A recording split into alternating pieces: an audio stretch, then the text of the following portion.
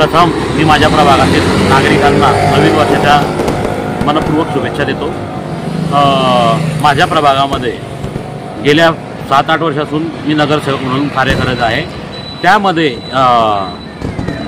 रस्त्यांची अक्षरशः चाळण झालेली होती आमच्या प्रभागात। आज भरपूर 90% रस्ते आमच्या प्रभागातील आम्ही कॉन्क्रिटीकरण आणि पेवर ब्लॉक लावून एकदम स्वच्छ सुंदर रस्ते तयार केलेले आहेत। काही 10% रस्ते जे आहेत ते अजूनही शिल्लक आहेत, तेही येणाऱ्या पुढच्या काळामध्ये म्हणजे नवीन वर्षामध्ये आपण ते रस्ते कॉन्क्रिटीकरण करणार आहोत।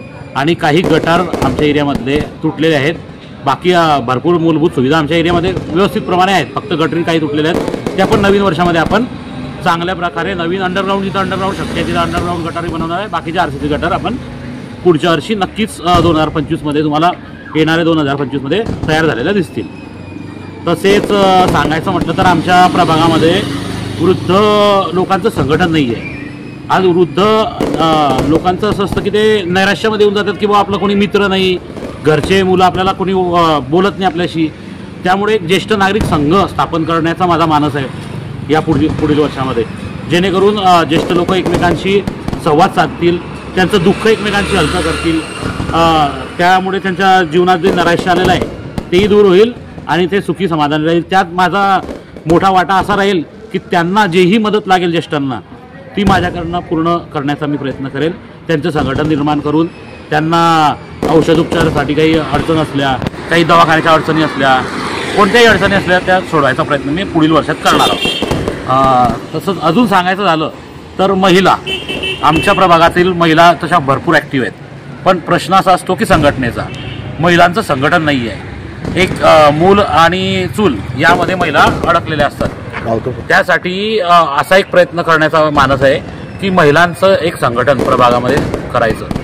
त्यामुळे महिला यांच्या नवीन उपक्रम त्या माध्यमातून ते राबवतील, त्यांना आमचं पूर्ण साथ राहील आणि येणाऱ्या शासकीय योजना या त्या माध्यमातून महिलांपर्यंत पोहोचतील। ज्या महिला खरोखर गरजू आहेत त्यांच्यापर्यंत शासकीय योजनांचा पाठपुरावा होत नाही, त्यांना त्या शासकीय योजना कळत नाही, त्याही या पुढील वर्षामध्ये मी पूर्ण प्रयत्न करणार आहे की त्यांच्यापर्यंत आपल्याला पोहोचवायचं आहे।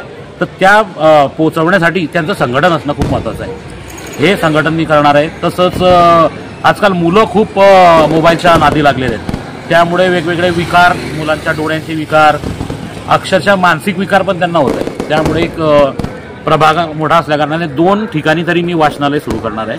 त्या वाचनालयामध्ये स्पर्धा परीक्षा, त्याच्यानंतर मनोरंजनात्मक पुस्तकांचं सुद्धा आपण तिथं नियोजन करणार आहे, जेणेकरून मोबाईलपासून मुलं दूर होऊन आपण वाचन संस्कृती आपली जपली पाहिजे आणि स्पर्धा परीक्षेचं सुद्धा आपण त्यामध्ये मार्गदर्शन करणार आहोत, असा माझा पुढील वर्षामध्ये मानस आहे।